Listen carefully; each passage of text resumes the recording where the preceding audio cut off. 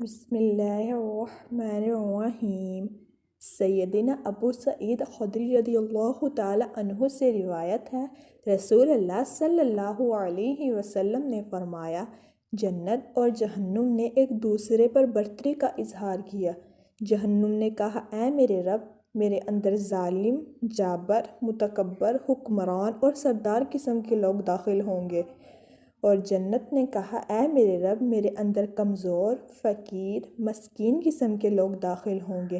اللہ تعالیٰ نے جہنم سے کہا، تو میرا عذاب ہے، میں جن لوگوں کو عذاب سے دوچار کرنا چاہوں گا تجھے ان پر مسلط کروں گا۔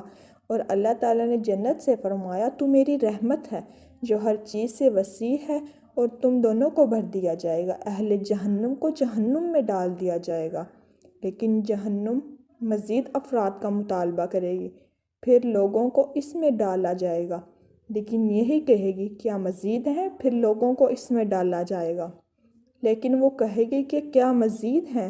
ابھی تک گنجائش باقی ہے، یہاں تک کہ جب اللہ تعالیٰ اس میں اپنا قدم رکھے گا تو وہ سکڑ جائے گی اور اس کے کنارے ایک دوسرے سے مل جائیں گے، اور وہ کہے گی، بس بس، رہا مسئلہ جنت کا تو اس میں مزید افراد کی گنجائش بچ جائے گی، اس لیے اللہ تعالیٰ اس کے لیے جنتی چاہے گا، نئی مخلوق پیدا کرے گا۔ کتاب مسند احمد، حدیث نمبر 13192، درجہ صحیح۔